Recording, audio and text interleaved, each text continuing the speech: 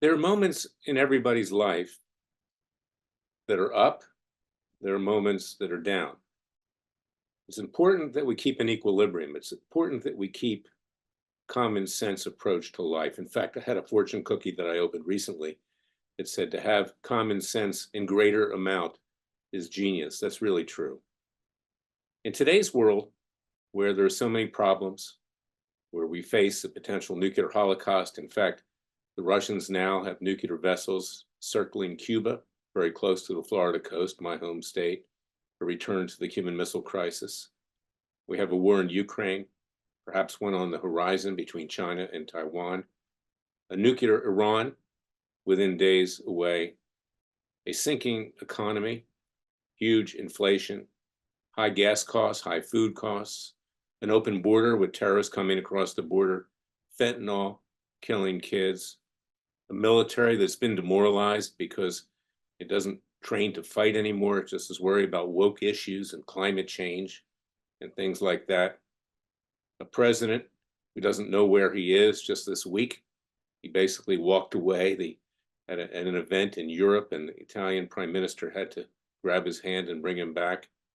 None of these things are very comforting. And for you out there who are not used to this kind of adversity, if you follow what's going on, I just want you to understand that if we rise up, if we protect our own interests, if we act peacefully and legally, and if we continue to have common sense and push forward, that ultimately we will succeed. Sometimes my messages are a bit pessimistic, for lack of a better word, because you have to wake people up. In fact, my new book, It Takes a Counter-Revolution, Wake Up America, the subtitle is even more important than the primary title. We need to wake up. I've had difficult times in my life. I've had times when I was really down and out. And I can remember a couple occasions where actually Jesus came to me and talked to me, not in words, but in thoughts. And he said, Larry, clear your head out. I'm with you now.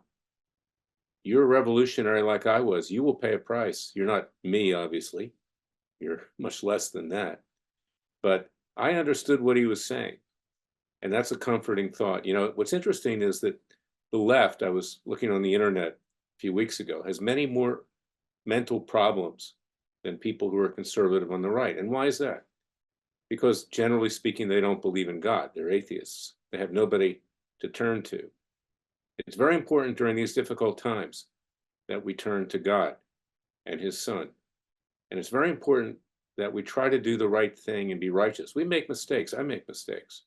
Everybody makes mistakes. But when you realize that, it's important to protect it. It's also important to stay in this world, to remember that we can bring about happiness among ourselves. You don't need drugs. You don't need alcohol. You don't need anything other than a belief in yourself and a belief in God. And that's something that you keep with you the entire time. I don't drink, for instance. I mean, I did when I was younger. I don't need it because I have to be able to be clear thinking, have a clear head. I've never taken drugs. But this is something that is very, very important for the American people to understand. You don't need that stuff. You can succeed on your own, and you can succeed with the hand of God on your shoulder and looking down on you. I say that to the young people in this country in particular. So that's my message for today. Go to freedomwatchusa.org, contribute to our cause with tax-deductible contributions. Remember that the Father and Son will only help us if we help ourselves. We are your real Justice Department, and we are unafraid. God bless you, God bless your family, and God bless America. I'll be back Monday with another special podcast. Thank you for listening to me.